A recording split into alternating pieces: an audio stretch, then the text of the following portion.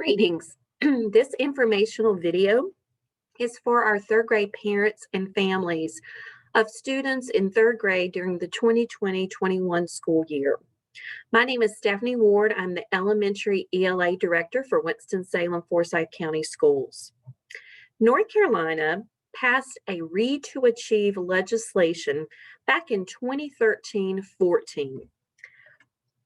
With this legislation, the goal was to ensure that every child by the end of third grade could read proficiently.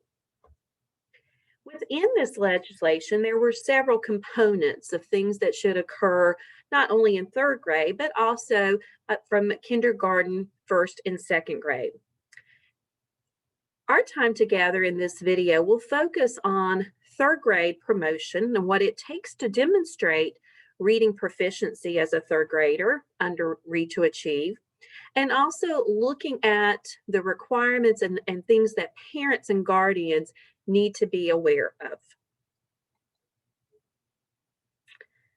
Read to Achieve legislation has recently been going through our Senate and our House with bills to update and work on this legislation. And while we know this has been a very trying and challenging year due to our school closure with the pandemic, the state of North Carolina is continuing to move forward with state testing for reading and math. This is required by federal law. And so our state and our district will continue to administer what we call end of grade tests. This begins with third graders and continues on through eighth grade. Now, how does a third grader show that under Read to Achieve pathways that they are reading proficiently? There are multiple paths that a student can follow that can demonstrate this. Students in third grade were given a BOG. Typically, this is given at the very beginning of the year, but under the circumstances of this school year, this was administered in January and February to our students. It had to be administered face-to-face by North Carolina requirements. So students who demonstrated on the beginning of grade BOG reading assessment that they were given in January or February, if they received a level score of 3 or higher, that is one way a child can demonstrate that they are proficient in reading. Another way is the EOG, which will be given at the very end of May to students in third grade. This will be another way that a child can demonstrate that they are proficient with reading by passing their EOG with a proficient scale score. Other ways that students could demonstrate is to obtain a scale score of a 537 on their iReady diagnostic assessments. The 537 can be achieved at any point in time of the year on the end of on the diagnostics that the students take at the beginning, middle, and end of the year in iReady. And then there's another option. Should a child not pass their EOG, they can be given an alternate Read to Achieve test at the very end of the year in June. This is only given to students who do not pass their EOG. So your child doesn't have to have all of these. If they have any one of these, then they have demonstrated reading proficiency. Now, we do know there are many students that there is exceptional circumstances. So there is also built into this legislation what we call good cause exemptions. This is to protect our students who are limited English proficient, who have just entered the United States schools, and English is a second language for them, and they've been here less than 2 school years. There are good cause exemptions that some of our students who are disabled and have an individualized education plan under our Exceptional Children's Program and are showing 2 academic years of delay in reading and have had services and interventions.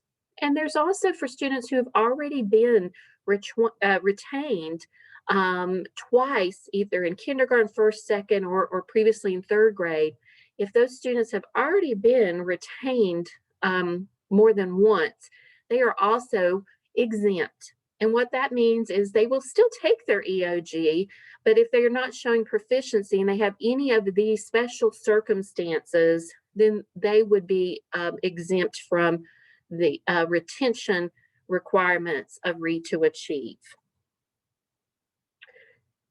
For students who are showing difficulty demonstrating reading proficiency, they are invited and encouraged to attend a summer reading camp. Each year, Winston-Salem Forsyth County Schools provides a summer learning opportunities. And with this summer reading camp, students are invited to attend. It is not mandated. And through this, for those who choose to attend, this is a great opportunity to get 72 hours of literacy instruction and to have a summer intervention to help our students who have been struggling with their reading development to have more additional time during the summer. Invites for this will be going out to students who are demonstrating reading difficulties, and this takes place typically the last weeks of June through July. At summer reading camp, for any student in third grade who did not demonstrate their reading proficiency at the end of the school year by any of those pathways, they will have another opportunity by the end of camp to demonstrate that so that they could possibly at this point demonstrate their proficiency and be clearly promoted to fourth grade. So what happens? Say my child did not meet proficiency and my child, we choose to not go to summer school for summer reading camp. So now what? What does this mean? What this means for our students who at the end of third grade did not meet proficiency, they will be placed into a third, fourth grade transitional reading class. They will have what we call a Read to Achieve retention label based just on their reading.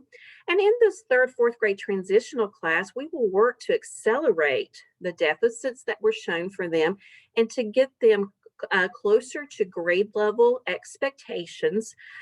These students will still have fourth grade math curriculum, but for their reading, it will be a third, fourth grade transition between third and fourth grade reading standards.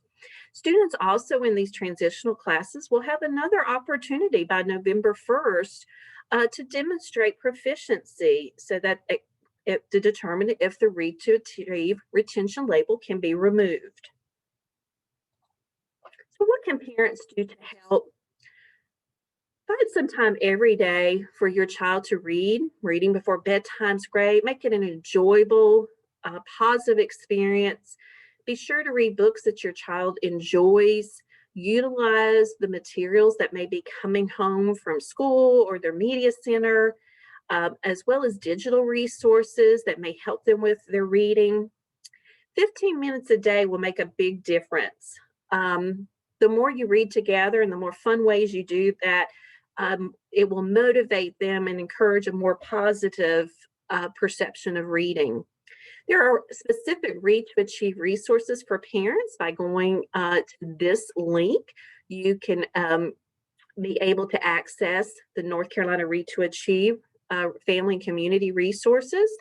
And we also have on our website, as well as on the state website, parent resource guides. And those are linked here for third grade for you to be able to access in this presentation. We also encourage you, all of our students in kindergarten through eighth grade have access to iReady for reading and math. iReady is personalized to their own learning path based on their diagnostics. And also, if you visit iReady Central, there are supplemental parent and family resources available there as well. Thank you for viewing this video. And if you have more questions or specific things about your child's reading ability and where they are at this point in time, I encourage you to reach out to your child's school and teacher. Thank you.